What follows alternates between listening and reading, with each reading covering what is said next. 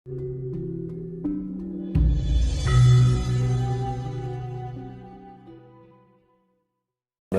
bahasa tok toh. Yaitu adanya penyatuan warna dari jiwanya yang jenengan karo jenengan itu jadi seirama, akhirnya menyatu. Jadi ada kalau jiwa itu kalau ketika menemukan unsur yang sama, dia akan tarik menarik. Nah akhirnya apa? Karena ini jiwa ini mempunyai raga, akhirnya yang tidak mempunyai raga ini kalah ketarik dengan sendirinya. Nah gitu. Mas, ini menarik yang tadi Mas Dinus bahas. Ini saya juga punya pengalaman Mas, nyata. Waktu itu kan saya ada tour ke Jogja, ya kan?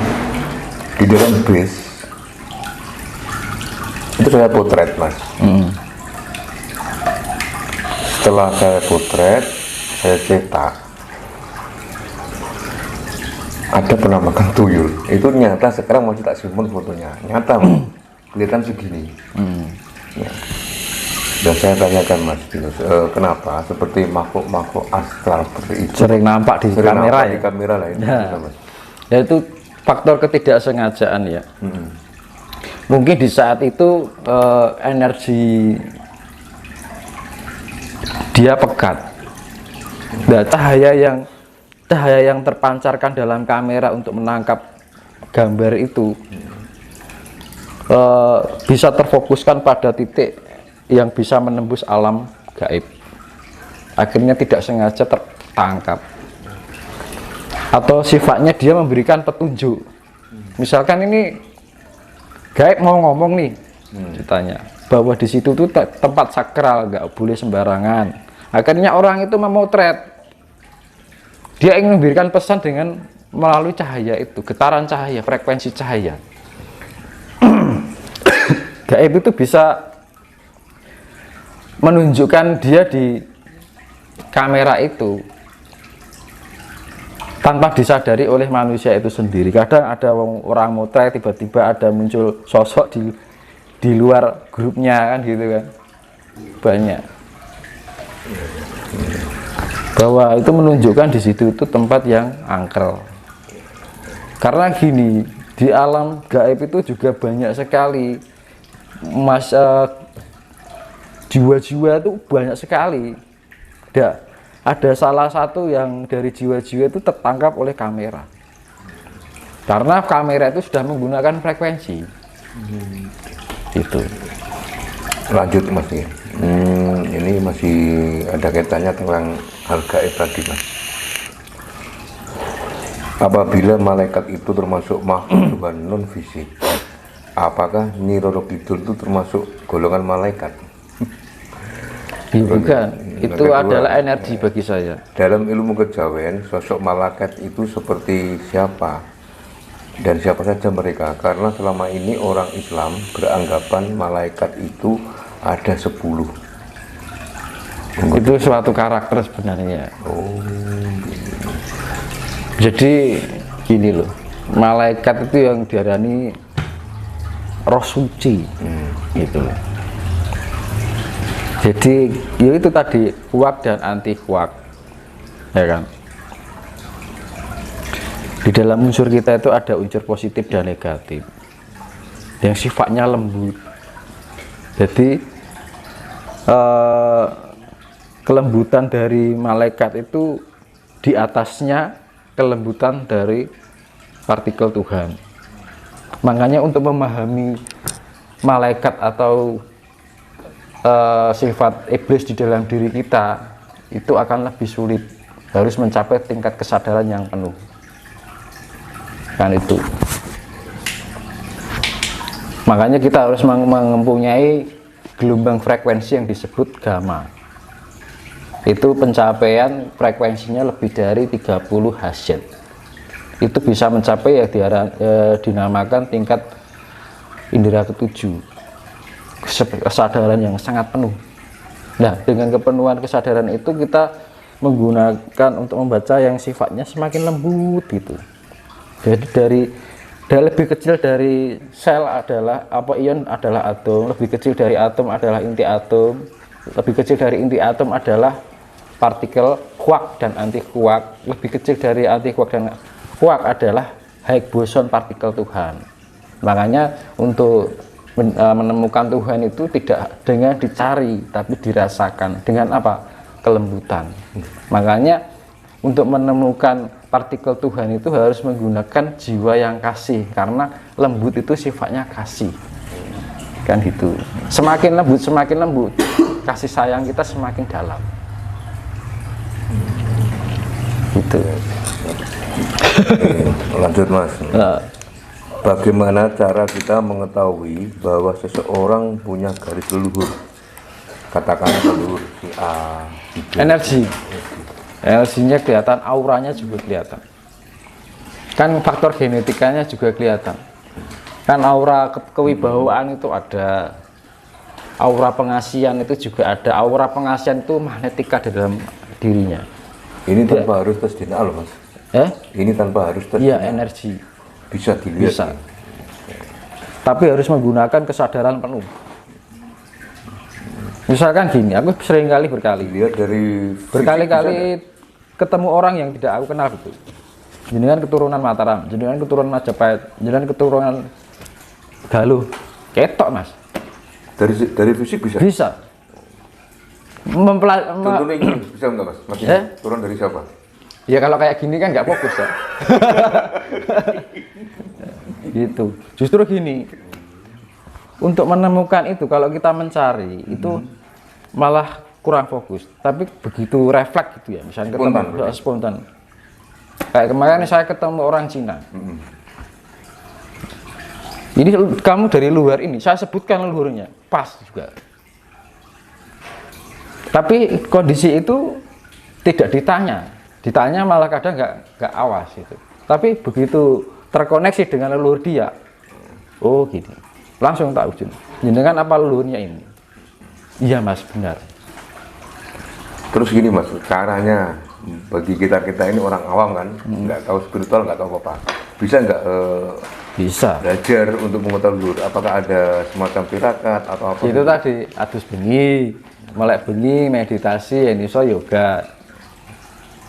Neng kuncinya telaten, kudu telaten. Kalau nggak telaten, makanya kan berat. Seko niat dari dalam diri, dan niatnya itu bukan karena keinginan atau ikut-ikutan, kan gitu. Sebenarnya di masa-masa ini untuk pembelajaran itu lebih cepat karena vibrasi alam semesta ini lagi gede-gedenya, dan unsur astral yang ada di terjadi sekarang ini banyak yang sifatnya sosok lampau itu mencari wadah-wadah terbaru. Ini masih berkeliaran ini mencari wadah ini, ngantri berarti ngono. Iki sing pas yang dia ini. Kita sewarna, curut langsung turun. Oh nih, ini gentayangan ini. Ini mencari yang pas tuh turun lagi, gitu. Ini momen yang sangat bagus untuk kita mengolah cita rasa jiwa dan raga. Nanti kalau kita ada timbul keselarasan, nanti jiwa-jiwa lampau ini akan mencari raga yang sefrekuensi. Berdasarkan genetika nanti tidak jauh dengan mungkin mbah-mbah kita, entah itu mbah dari puluhan tahun atau ratusan tahun, kita nggak tahu. Karena apa? Satu raga itu bisa dimasuki oleh beberapa jiwa lampau maksudnya. Jadi tidak hanya satu raga, tidak hanya satu reinkarnasi, bisa lebih dari satu, banyak, bisa kan 7 bisa. Misalkan jenengan keturunan seko iki yang iki lah kaya kakung ya nek mlebu jenengan kabeh Kang. Jadi ngono, nunut raga untuk mencari kesempurnaan perjalanan pulang menuju sempurna. Mereka itu juga ingin sempurna, cahaya itu. Dia mencarikan cahaya yang sewarna. Terus ini Mas, apakah benar ketika mengunjungi suatu daerah, ketika kita merasa pulang kampung, disitulah garis leluhur kita berada? Jadi terkoneksi dengan unsur yang pernah menjadi lampau itu tadi. Misalkan dengan leluhur dari Keraton Solo. Ya, dulu jenengan tinggalnya di keraton itu. Jelas macam main ke situ. Kok aku mengalami flashback ya gitu. Terkoneksi dengan lingkungan itu yang kita merasakan ada momen-momen memori yang terkoneksi itu. Jadi misalnya jangan dulu sebelum jadi jenengan, mbah jenengan mungkin tinggal di sebuah keraton ini.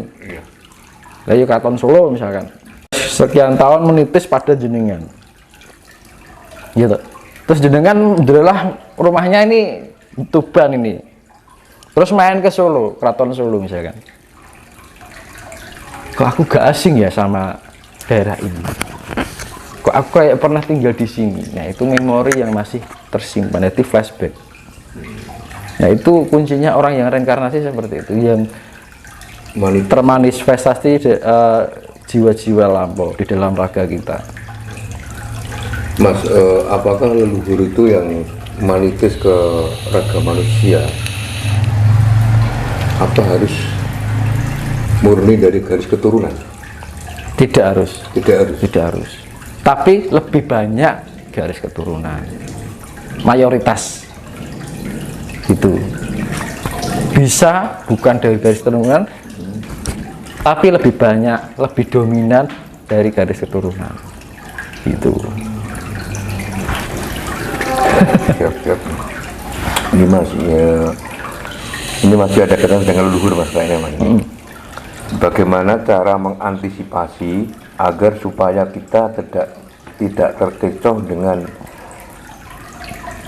keakuan kita akan leluhur tersebut? Maksudnya begini Mas, contoh kasus, seringkali banyak yang mengatasnamakan aku diikuti yang A, yang B, seperti itu. Terus bagaimana cara kita mengantisipasi agar tidak terkecoh? Sejatinya leluhur itu siapa? Seperti apa? Nah, itu tadi. Agar teman-teman yang masih belum menemukan leluhurnya sekiranya bisa diberikan gambaran Mas. Monggo. Sudah saya bilang dari awal tadi, kita harus memahami IQ kita, intelektual kita, kecerdasan, penalaran, ya kan? Kesadaran intelektual. Gunanya apa? Misalkan kita merasakan gaib ini, kita mempunyai mata batin, ya kan? Agar tidak terjadi kehaluan, kita melakukan penalaran yang namanya kecerdasan intelektual IQ, yang namanya mata ketiga atau mata cipta, ya kan? Mata ketiga adalah mata cipta itu Mas. Gunanya apa? Untuk menalarkan atau mengupas apakah yang dilihat oleh batin ini positif atau negatif. Ini dia unsur dari Mojopahit atau unsur dari Sriwijaya atau unsur dari Mataram. Dia sosok dulunya siapa? Nah, ini mata ketiga. Ya. Memahami sebuah partikel, energi, kandungan yang ada di dalam yang diterima oleh batin. Yang namanya kecerdasan spiritual, ya kan? Nah, ini untuk penalaran.